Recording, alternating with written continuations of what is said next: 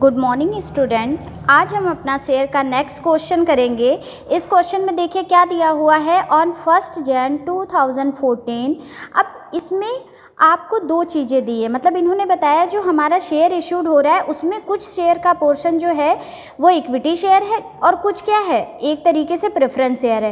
तो ये बेटा शेयर के नाम है, इसके लिए आपको इसमें कंफ्यूज नहीं होना है ज़रा सा भी। तो देखिए यहाँ पे आप वही वर्किंग नोट हमने बताया पहले लिख लो। सबसे पहले क्या लिख लो, इशूड कैपिटल लिखो। अब इशूड कैपिटल हम कैसे लिखेंगे, देखिए यहाँ दिया हुआ है इशूड कैपिटल कितना है आपका, 4 लाख है। अच्छा देखो, एक आपको शेयर दिए होते हैं और एक आपको क्या दी होती है, कैपिटल दी होती है। ठीक, तो यहाँ देखो आपको क्या दिया हुआ है, तो यहाँ हमको देखो बेटा कैपिटल दी हुई है कितने की, 4 लाख की, जो डिवाइडेड इनटू कितने के 100 का एक है, 100 रुपीज़ ईच। तो हम क्या करेंगे, इससे शेयर निकाल लेंगे। तो इसको क्या करोगे आप, 100 से डिवाइड करोगे, टोटल आपके कितने 4000 शेयर आ जाएंगे। तो 100 से डिवाइड करके हमने शेयर का अमाउंट निकाल लिया। फिर उसके बाद इन्होंने बताया कि एक हमारा इक्विटी शेयर है और एक हमारा क्या है, प्रेफरेंस शेयर है। तो देखते हैं कि कितना इक्विटी है और कितना आपका प्रेफरेंस है। तो यहाँ देखो दिया हुआ है कि डिवाइडेड और इक्विटी शेयर 1000, इक्विटी शेयर हमारा कितने का है, 1000 का है। और ये बेटा प्रेफरेंस शेयर के आगे ना पहले ही उसका नाम लिखा होता है, मतलब जैसे कितना इंटरेस्ट उसके कितना डिविडेंड उस पर रिसीव होगा।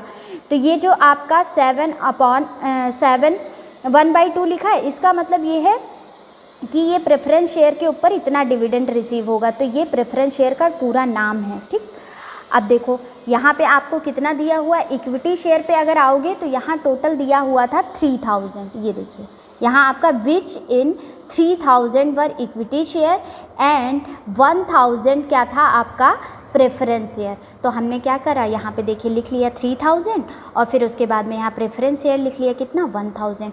फिर बेटा आगे देखेंगे कि सारे के साथ अब इन्होंने बताया कि कितना हमारा ड्यू हुआ, मतलब कितना हमने मतलब कि सब्सक्राइब करने के लिए भेजा है। तो दिया है 1/3 of equity share and all of the preference share were offered. तो 1/3 इक्विटी शेयर किया है ना, तो हमारा इक्विटी शेयर देखिए यहाँ पे था कितना, 3000 था। इसको हम 1/3 कर देंगे तो 1000 आ जाएगा। 1000 इन्होंने इशू किया है इक्विटी और 1000 बेटा इन्होंने क्या किया है, प्रेफरेंस शेयर किया है। अब उसके बाद में क्या हमारा क्या निकल गया, इशूड कैपिटल।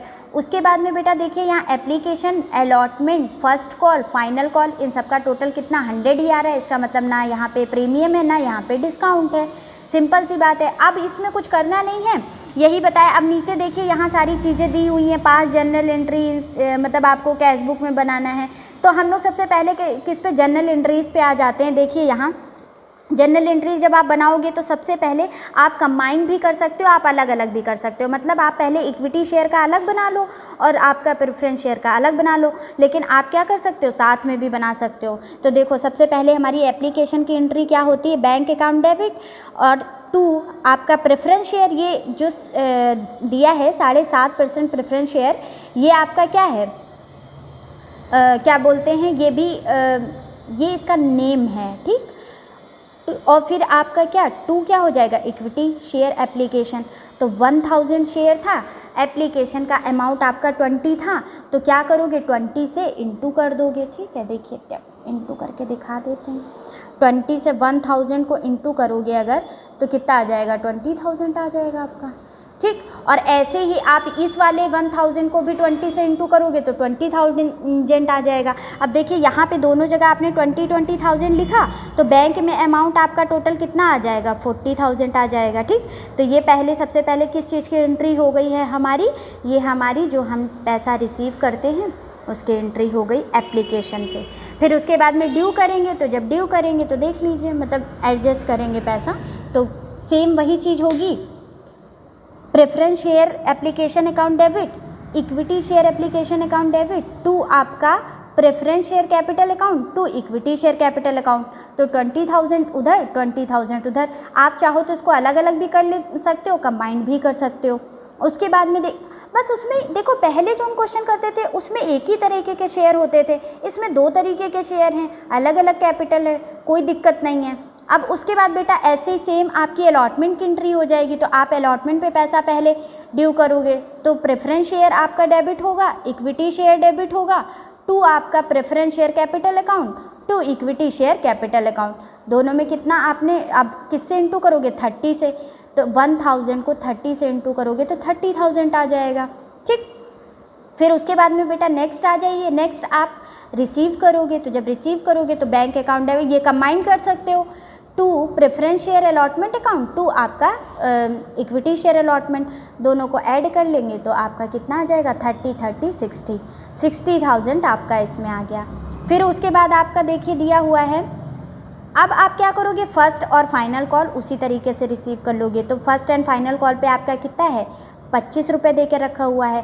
तो पहले आप preference share first call account debit, फिर उसके बाद में फाइनल कॉल अकाउंट डेबिट, फिर उसके बाद में उसका पैसा आपने देखिए नीचे वाली एंट्री में रिसीव कर लिया है। अब ऐसे ही आप क्या करोगे, फाइनल कॉल की एंट्री कर लोगे, ठीक। तो इस तरीके से, और इसमें कोई नई चीज़ दी है, एक मिनट चेक कर लेते हैं। फिर बेटा देखिए यहाँ पे उसके बाद में वही फाइनल कॉल का पैसा रिसीव हो गया। तो ये आपकी बेटा जनरल एंट्रीज बन गई। इसमें जो नीचे आपका यहाँ क्वेश्चन में ये चीज़ें दी हुई है ना, ये आपके यहाँ एग्जाम में नहीं पूछी जाती हैं। एग्जाम में आपके यहाँ क्वेश्चन क्या आता है, आपको जनरल एंट्री बनानी होती है। जनरल एंट्री में आपका कॉल्स इन एरियर होगा, एडवांस होगा, प्रीमियम होगा, और एक फॉरफिटेड वाले क्वेश्चन होते हैं, वो हम जो आगे कराएंगे आपको, वहाँ से हर बार क्वेश्चन पूछा जाता है। तो इस तरीके के, इस टाइप के क्वेश्चन करने का मतलब नहीं था, बस इस वीडियो का मतलब इतना था कि आपको कभी 2 तरीके के शेयर आ जाएं तो आपको क्वेश्चन करना आना चाहिए, ठीक है। और अगर अभी भी कुछ नहीं समझ में आ रहा है तो डाउट आप पूछ सकते हो, ठीक।